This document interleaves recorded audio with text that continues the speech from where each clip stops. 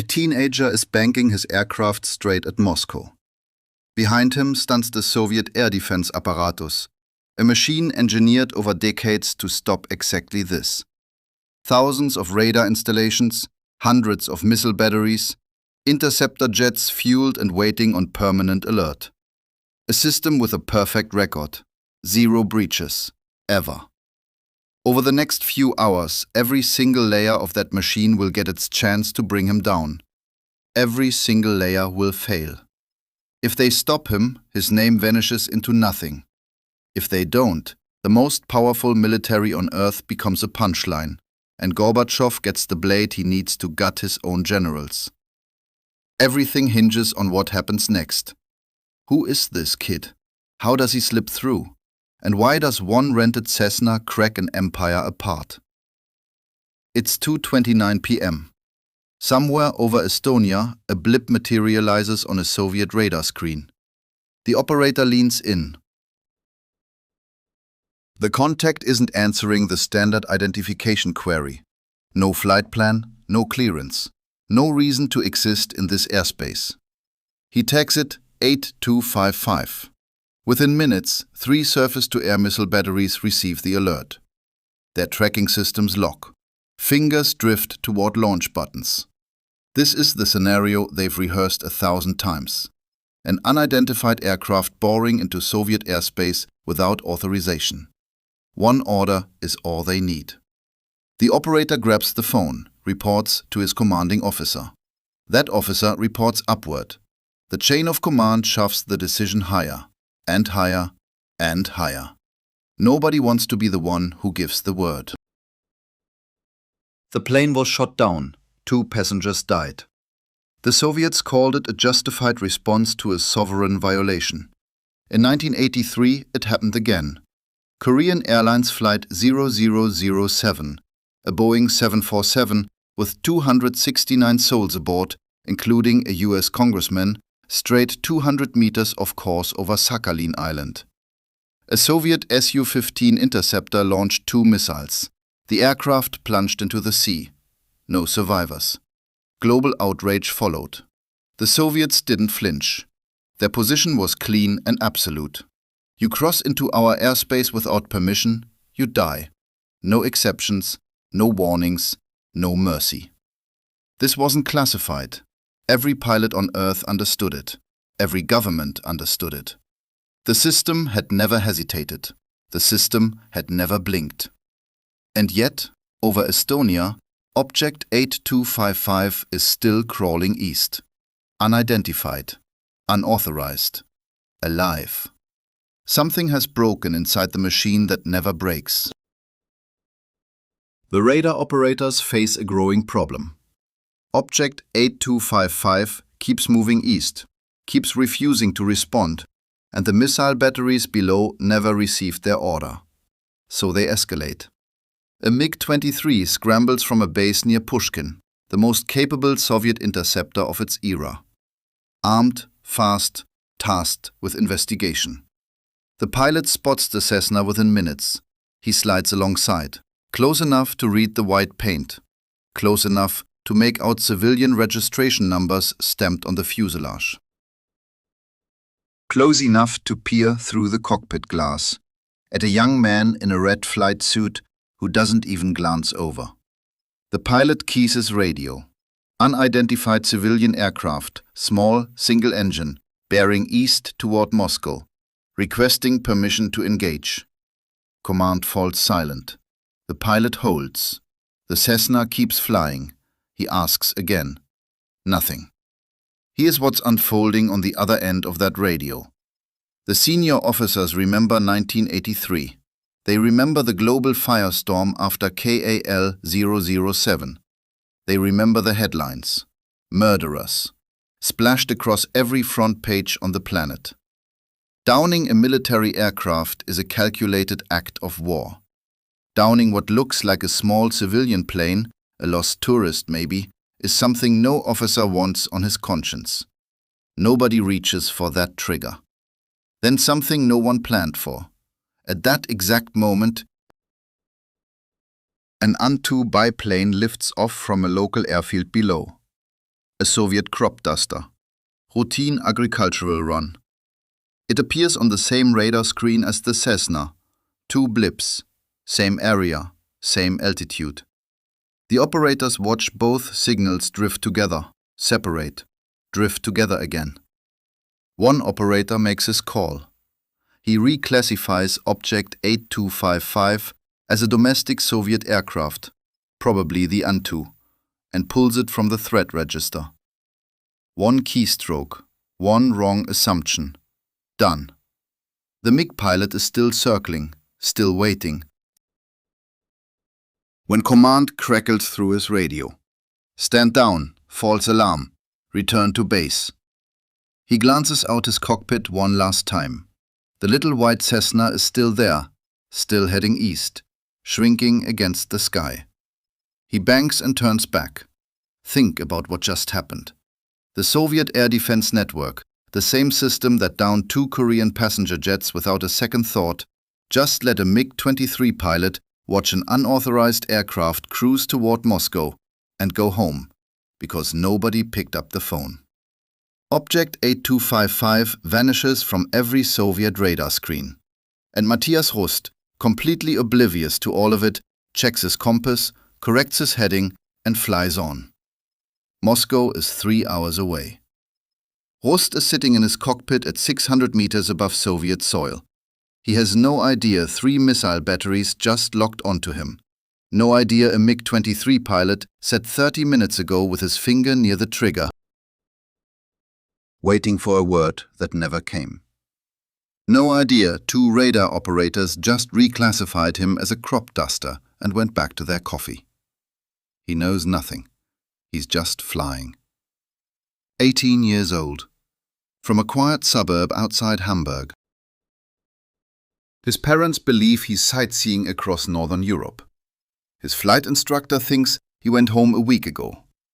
He has 50 hours of flight experience. The legal minimum for solo international crossings is 40. He picked up flying 2 years earlier, not out of any love for aviation, out of fear. Nuclear fear. The kind that keeps you awake at 3 in the morning reading about warhead counts and blast radiuses. In 1986, Reagan and Gorbachev sat down in Reykjavik to discuss eliminating nuclear arsenals entirely, the closest humanity had ever come to genuine disarmament. The summit fell apart in a single afternoon. Rust watched it collapse on television and arrived at a conclusion. If world leaders couldn't solve this, maybe someone else had to. Someone no one expected.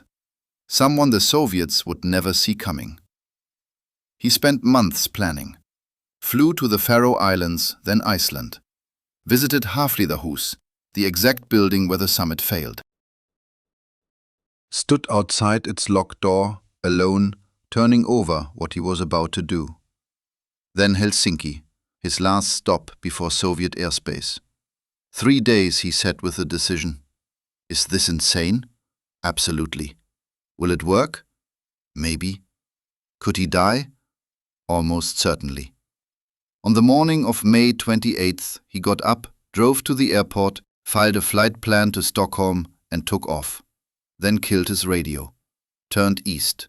He has been airborne for 4 hours now. Beneath him, Soviet territory. Ahead, Moscow. Behind him, a chain of military alerts, bewildered radar operators, and one deeply frustrated MiG pilot who never received his order. Rust knows none of it. He's scanning the horizon for Red Square. Moscow materializes beneath him gradually. Nothing like the movies. No dramatic skyline, no gleaming towers to aim for. Just an endless sprawl of grey stretching in every direction. Rust has no GPS, no detailed city map, no contact with a single soul on the ground. He starts picking out landmarks, drops to 300 meters, then 200. Low enough that pedestrians on the streets below tilt their heads upward. Low enough that a US intelligence analyst named John Pike, sitting in his office at the American embassy, glances out his window and freezes.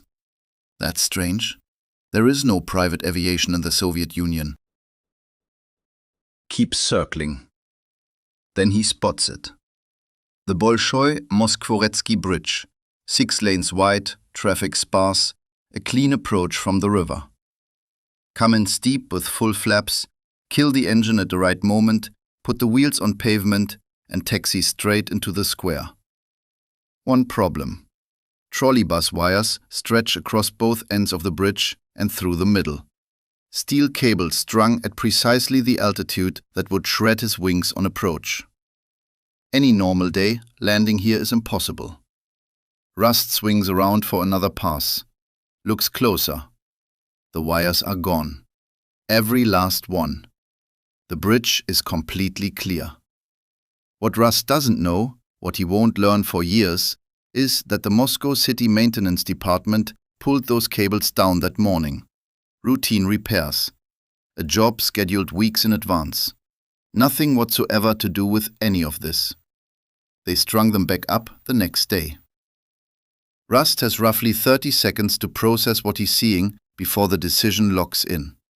He lines up his approach. The traditional welcome offering. She holds it out. He takes it, bewildered. Then someone asks for an autograph. Rust signs it. Then another. Then another. Within minutes, Muscovites surround him, shaking his hand, snapping photographs, treating him like a scheduled celebrity appearance. Then he clarifies. West Germany. The crowd falls silent. Nobody knows what to do, so they keep taking photographs. KGB arrives 1 hour and 40 minutes later. As officers lead Rust away, someone in the crowd shouts something. He asks his escort what they said. No answer. What they said? Welcome to Sheremetyevo. Mikhail Gorbachev is at a summit in East Berlin when an aide slides him a note. He reads it. Says nothing for a long moment. Then, this is a gift. Not a crisis, not a catastrophe. A gift. Here's why. Gorbachev has spent 2 years trying to reform the Soviet Union. Glasnost, perestroika, openness, modernization. A controlled dismantling of the old system before it caves in under its own weight. But the military blocks everything. 150 senior generals and defense officials, men who built entire careers on the old order, on secrecy, on paranoia, on a $100 billion air defense apparatus, have been quietly strangling his reforms at every turn. Too radical, too dangerous, too fast. Gorbachev needs them gone. But you can't simply fire 150 generals, not in the Soviet Union, not without a reason. Rust just gave him the perfect excuse. In less than 7 days, Gorbachev cleans house. He fires Minister of Defense Marshal Sokolov. He removes Commander of Air Defense General Koldunov. More than 150 senior commanders vanish from their posts. It is the most brutal military purge since Stalin. These men had stood like a brick wall against his reforms. Now they are replaced by quiet loyalists, men who simply nod. Finally, Gorbachev holds the military leverage required to force his agenda. His policies hit the gas. The Soviet machine was built for rigid, suffocating control. Now it fractures under the weight of sudden transparency. Riots erupt in the Baltics. Unrest bleeds into Georgia. The fever spreads everywhere. Governments chained to Moscow for decades stop taking orders. They ask questions. They demand autonomy. Then they simply walk away. 1989 sees the Berlin Wall crumble. By 1991, the Soviet Union is dead. An 18-year-old kid in a rented Cessna changed the world. With just 50 hours of flight time, he accidentally handed Soviet history's greatest reformer a golden bullet. A reason to strike. Rust spent 14 months locked inside a Moscow jail cell. He walked free as a political peace offering. Reagan and Gorbachev signed a nuclear treaty, and the pilot went home. Today, that small aircraft sits inside a Berlin technology museum. Meanwhile, the Soviet Union is dust. An empire burned $100 billion to seal its skies, only to collapse anyway. One teenager, one silent radio, One rented propeller plane. A superpower unraveled from the clouds.